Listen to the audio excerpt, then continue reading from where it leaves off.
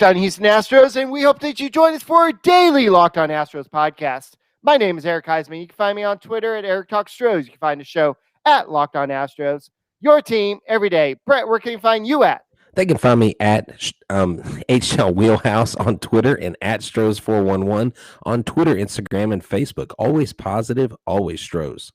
All right, the Astros lost Sunday, but the Astros are doing what we want them to do. That is winning series, so you can't deny that. So the Astros did get the series win. We saw in the first two games the pitching kind of set the tone for the game, and in the first game, the offense kind of came alive, and it seemed like the offense kind of did what they haven't done in the past at Tropicana Field. They actually answered the bell. So we'll talk about this on today's podcast. We'll talk about what's coming up for the Houston Astros. They are going to the Bronx, and yes, they are going to get booed. They're going to have trash cans thrown on them. It's going to be raining cats and dogs. That's what's going to be happening when they go play the Yankees. But today's episode is brought to you by Built Bar. Go to BuiltBar.com and use the promo code LOCK15 and get 15% off your next order. And you can get Locked On Astros on podcasting app Himalaya, as well as Google Podcasts, Apple Podcasts,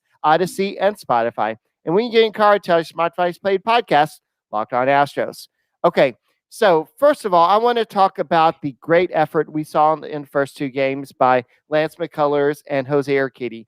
In both appearances, we saw them kind of up there, especially Urquidy. We saw him kind of increase his he really kind of increased his pace. That's what I was trying to look for. Yeah, no, he looked really good. I mean, those performances back to back. McCullers with a strong performance, Urquidy 7 innings, 4 hits, 5 strikeouts.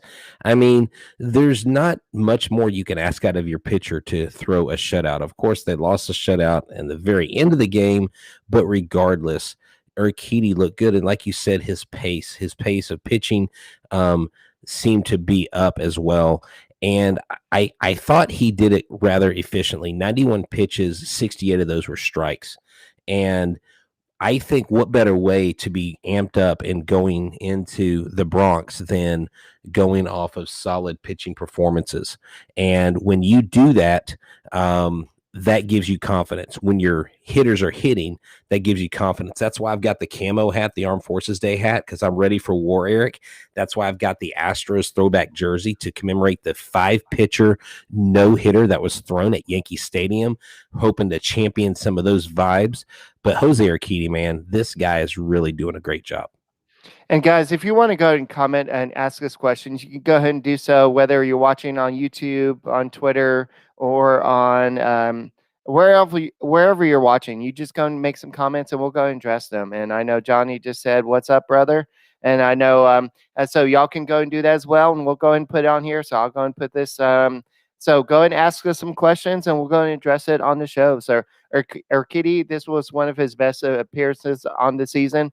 In 7 innings, he allowed only 4 hits, 1 walk, 5 strikeouts. He lowered his ERA to 3.71. And I think that this was after the Brandon Backey comment. So maybe he heard it and he's like, yeah, don't be comparing me to Brandon Backey. I'm a lot better than Brandon Backey. So, but Brooks Raley had 4 holds after that game on Saturday. And I know a lot of people were saying, well, why didn't you bring in Kent Emanuel in Sunday's game, and instead of bringing in, who did they bring in? It was who did they bring in today? That was it was Brooks Raley. Duh. I was just talking about him. So why did you bring in Kent Emanuel instead of Brooks Raley?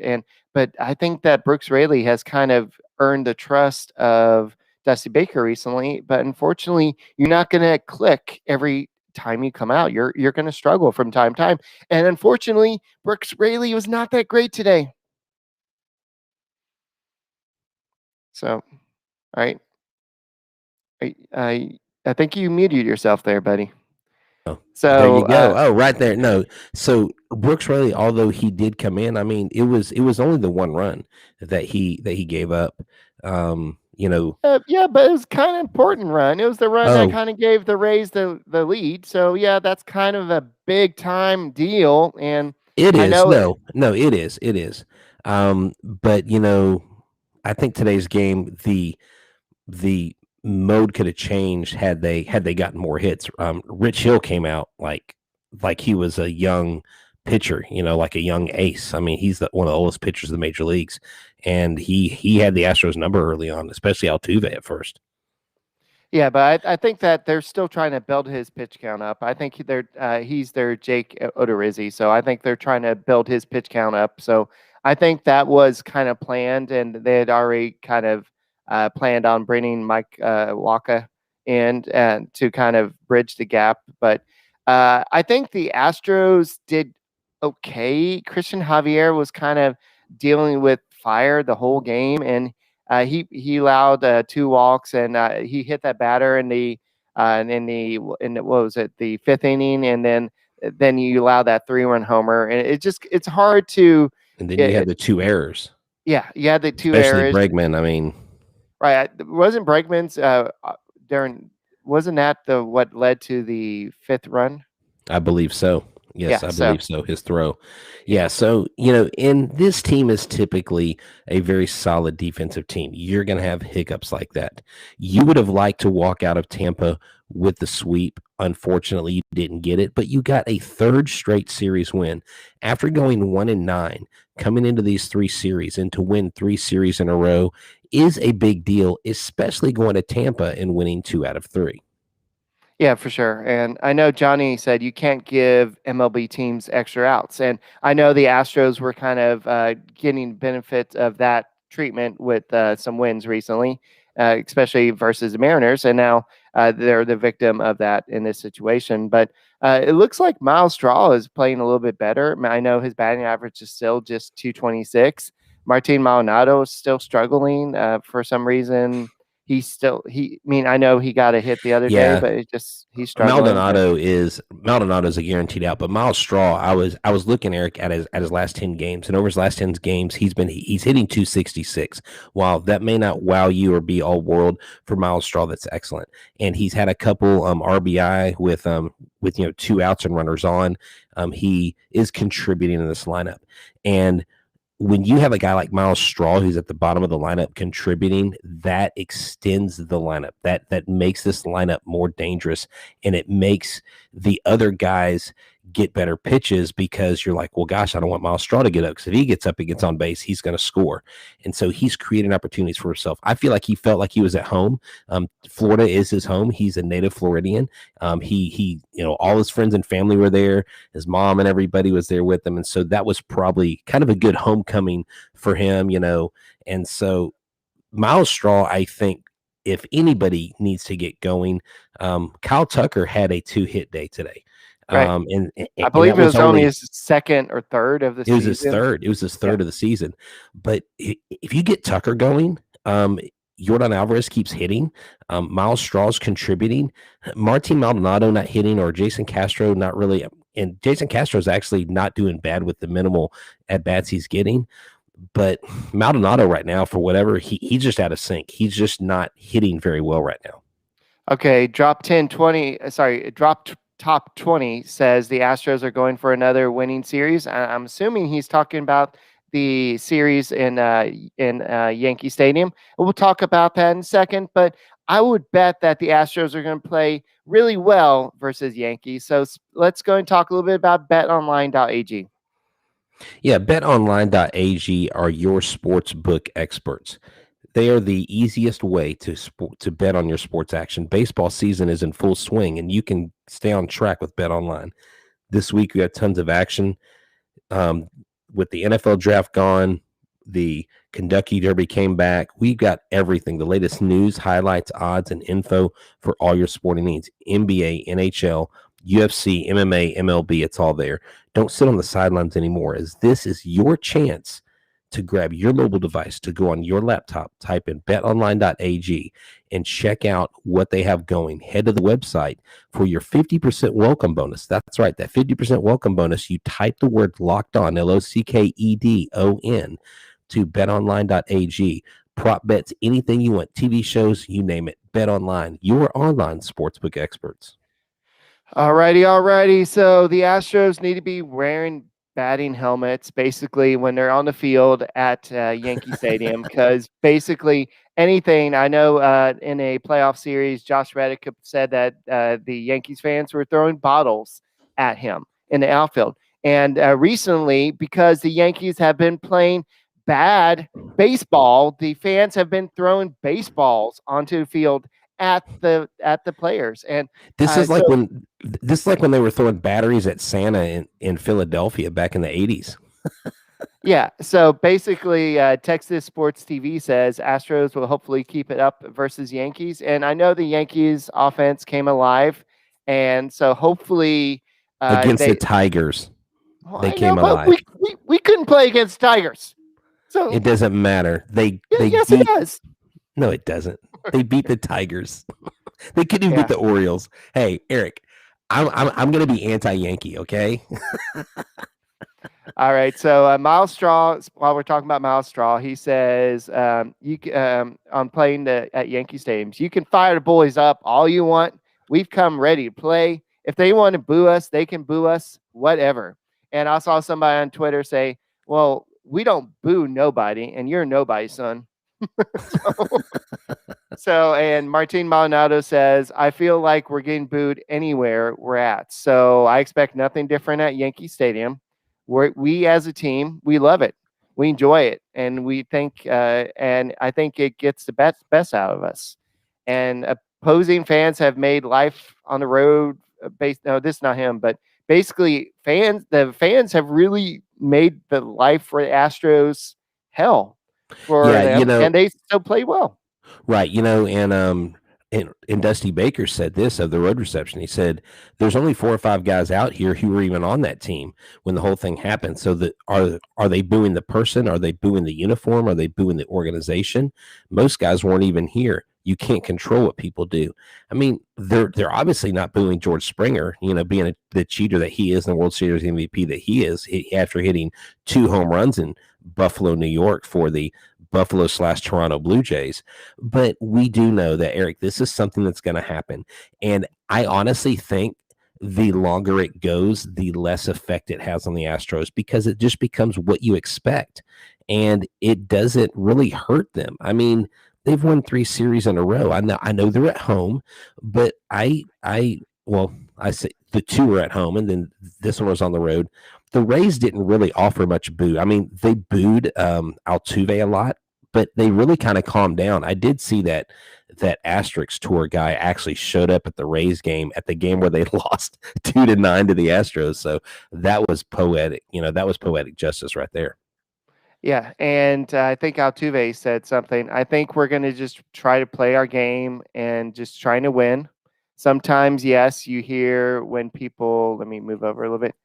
Sometimes, yes, you hear what the people in the stand say, but once in a while, that kind of encouraged me to keep winning games. But keep in mind that in New York, they're still kind of limiting. It's not like in Houston where you have 50% of the fans that can come. It's only going to be about 20%. And that stadium only holds 54,000. So what's 20% of that? So that's so 10% would be about 5,400. So that's about 10,000. So about 10,000. You're the math teacher. I'll trust you on that. So it's about estimated 10,000, maybe about 11,000 max. And so that's about how many people will go. And they're going to be all over there. And it's just seeing pictures of the fans there. So they've already thrown debris at their own players. They've already booed their own players. So it's going to happen. And so, but there's only 4 or 5 players that are even on that team. Yeah. So they're just booing the actual team. So, and Judge had a little quote, and I don't know if this was last year or this year, but he said they cheated. It didn't sit well with me, and it just didn't feel like the post that and I didn't just feel like the post that I didn't meant the same anymore. I don't know what he's trying to say there. So whatever. Here's the thing. Okay, Aaron Judge, Apple Watch much, center field camera much in Yankee Stadium. massive home batting average versus terrible road batting average in the playoffs. So yeah, call a spade, which you will. They just didn't get caught. We did. So Yeah. that's where I stand on that. I don't care what anybody says. They effing cheated. Period. End of story. Yeah, for sure. And Texas Sports TV says Astros play better on the road, and 100% I believe it's because of the booze. Yeah, it does motivate them. And I know that Dusty Baker has told them, y'all can stop booing us. We've paid our time. We've paid our, the Astros have paid for their crime. But like AJ Hinch said, you can't make people stop booing. They're going to have to determine when they've had enough. And the Astros have not faced the Yankees. This is their chance to decide when they're ready to do that. So, and I know they just started winning. They've actually been very terrible this year outside of Garrett Cole's starts. And we do face Garrett Cole Thursday during the afternoon. Garrett Cole versus Lance McCullers Jr. I really hope that the Astros get one over on Garrett Cole. We have seen Garrett Cole give up the long ball, and we just hope that he's not on his game because he has had electric stuff this year. We hope that we don't get in a situation. Aroldis Chapman is actually pitching out of his mind right now in that closing role when he gets a shot. So if we can stay away from those two guys, if the Astros pitching can keep the baseballs in the ballpark in Yankee Stadium and keep the crowd at bay, I think we easily, Eric, win 2 out of 3 in this series. I don't know that we sweep and beat Cole, but I'll take 2 out of 3 any day against the Yankees.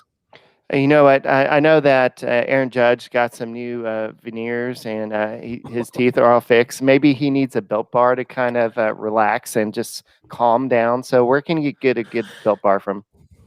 Yeah, he definitely needs a Built Bar. Why? Because it's wrapped in 100% chocolate. You can't be mad at a Built Bar because it is amazing, because it's great for the healthy conscious guy or girl. They have great flavors like caramel brownie, cookies and cream, lemon almond cheesecake, carrot cake. And I'll tell you right now, I haven't said this in a while. Like, I don't like real carrot cake, but the carrot cake Built Bar, I'm all about it. Let's go get us a Built Bar. I actually had one today. I had the chocolate chip cookie dough chunk Built Bar. It is, dude, it's unreal.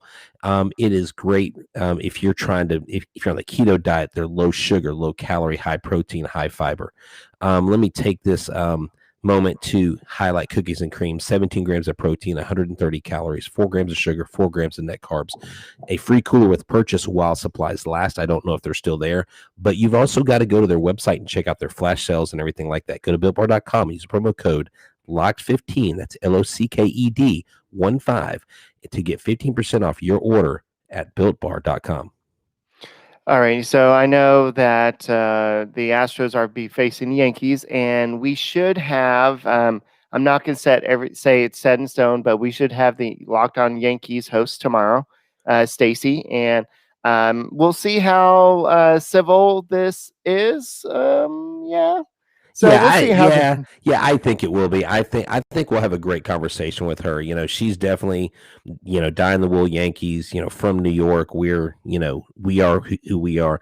But I think at the end of the day, we'll have some good discussions because she has been very frustrated with the Yankees' lack of output this season. If you've seen some of her post-game Locked On reactions, she has been like, this team is not performing up to snuff. And I mean, they've caught fire right before the Astros series.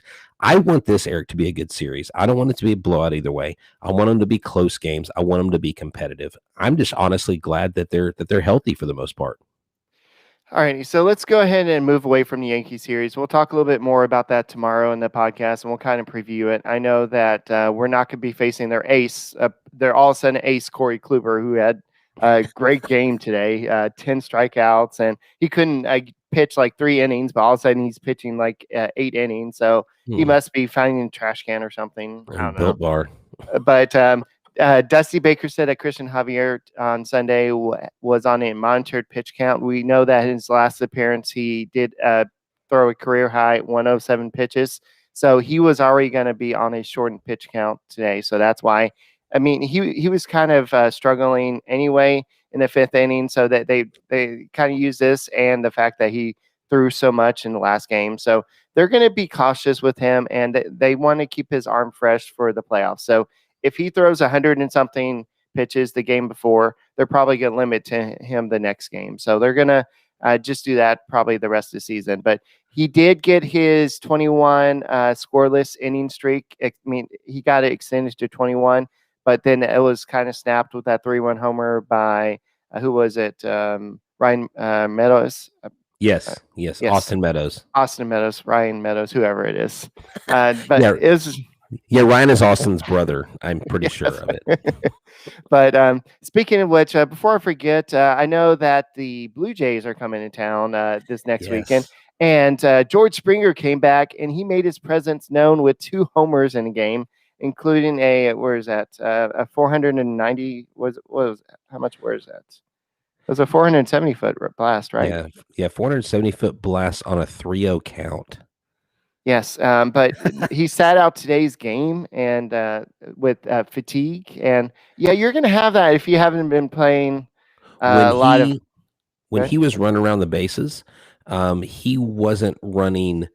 He looked like he was running a little gingerly when he was running around the bases, both home runs. He didn't look like everything is in sync and health wise. And no matter what you want to say about the guy, hating that he's not on the Astros, you want this guy to be successful because he gave his heart and his soul to this team. And yeah, we hate hearing Springer Dinger from Toronto and all that stuff, but I wish I was going to be there Friday. I'm actually going to go to Sunday's game. Get this. I get to take my mom to the Mother's Day game. My son and I, she's never been to Minute Maid Park. The last game she went to, Eric, was in the Astrodome. And just various health reasons over the years, she hasn't been able to go to games. We're going to get her to a game, and she's excited to see George Springer. I wish I was going to be there Friday because I want to hear the crowd celebrate this guy and give him a standing ovation because he'll get one.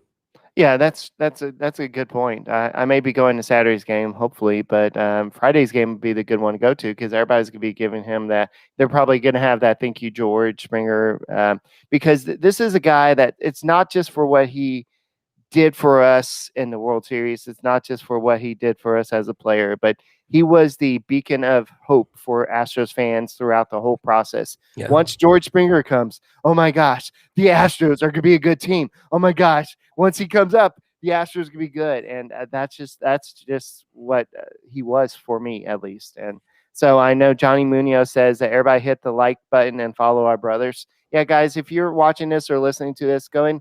We do have a YouTube channel, and there's going to be some big changes, hopefully, in the next week or next couple of days.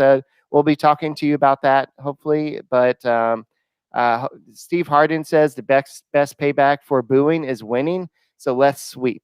Yes, I agree. Let's just go into the Bronx and have them just throw stuff at us because we're winning. And then hopefully the Astros have to be playing in. They're like, okay, am I gonna have to go get that ball? This is for real. Crazy. They might need some extra security. I'm not even lying. Like it's, at the end of the day, I think it's great that we're going to the Bronx when we are early in the season. Like I said, I know they caught fire lately, but the Astros are in a great place. They're confident. Their guys are hitting. I mean, Yordan Alvarez. I mean, the guy can hit all sides of the field. And we didn't mention this yet. Miles Straw almost hit a home run today, dead center. Like he absolutely crushed that ball. And to hit a ball dead center that far in the trop, and I mean, he just needed it was like 2 or 3 more feet, and it would have gone. I mean, that was a great hit. Just gave up on it. He was I'm not gonna get it, so he just gave up on it. And Alvarez hit his first home run since September? No, April 8th, I believe it was. So I mean, it was a blast. It was like right in his swing path, and it wasn't a no doubter, but it was one of those line drive homers that you're like, yeah, that was pretty good. So World Traveler says the Astros ranked first or second in MLB in contact percentage in 2017, 18, 19, even 2020 when their offense underperformed as a whole. And so we'll see what the rest of the comment is. And the Astros came in Friday's slate of games ranked first in contact rate, 81%. and strikeout percent with 18.9%. So, yes, this offense is not a big concern. Yes, you're going to have games like today or Sunday where their Astros are only score 3 runs, but you're not going to score like in big bunches all the time unless Yeah. you're gonna have like errors, like in that one inning versus the Mariners where they had the errors, the whole bunch of errors when they're yanking throws and stuff. You're gonna have the Astros can't maintain the scoring output they showed in the first couple series, but they have a dominant offense that when on can do it. And Kyle Right. Tucker, like you said, if he can get these 2 hit outputs, yes, they can Yeah, definitely do this. and one of the wins in this series was a 3-1 win. So you didn't beat the cover off the ball. You scored 3 runs. Your pitcher did his job, and sometimes that's what baseball is. It's low scoring affairs. It's about defense. It's about getting the hits when you need them. And just another side note, my mom is actually watching us live. So hey, mom, how you doing? Thanks for watching us. I think that's pretty cool. She's catching us live here on the Intergoogles. So Hi, Mom. yeah, Eric says hi, mom. But this team, dude, this is a complete team when everybody's healthy. I mean, Framber Valdez, I can't wait till he comes back. We know though, Eric? Do we know going forward, whenever Odorizzi's spot comes up, do we know if they're going to slot Garcia, or since he's snake bitten, you think they're going to give Kent Emmanuel that start? Because Garcia has seen he's 0-3. He's had bad luck with the offense not backing him up. He's pitched well, but he got any wins. But do you think that will put Kent Emmanuel in that spot, or do you think they'll keep I with think Luis they Garcia? want Kent Emmanuel in the bullpen, and I'm surprised they did not use Kent Emmanuel in today's game. But at the same time, I think Chandler Rome said it best. Why is everybody so enamored with Kent Emmanuel? He's had 2 great appearances, but you go with the Why? veteran guy. I mean, Uh, Chandler Rome, are you blind? well, Because of the evidence. I mean, come Well, on, why? I it's a mean, small sample size. I'm not it saying is. I don't agree with Ken Ken Emmanuel's a good pitcher. I'm not saying that, but in this situation, I think that Dusty Baker went with his boy, and it backfired today. But I think they want Ken Emmanuel in the bullpen, so we'll have to see what happens. So let's go ahead and since Steve asked, let's go ahead and talk. We'll talk more about the actual pitching matchups tomorrow, but we can go ahead and talk about them. On Tuesday, it's going to be Greinke versus a guy I don't like, Herman, for various reasons. But on Wednesday, it's going to be Luis Garcia versus Jordan Montgomery. And then on Thursday, it's going to be Lance McCullers versus, drumroll, Garrett Cole. That That's is going right. to be an epic matchup. And I don't know if there's going to be national TV, but that should be a nationally televised game. The only problem is it's during the day. And I think for us, Eric, it's a star day. And so, yeah, Ooh, I will not yeah. be able to watch it. No electronic devices in the classroom, kids. Dang it. You got to be kidding me. The planets aligned on this. I pissed somebody off in the baseball god world. Yeah, that sucks.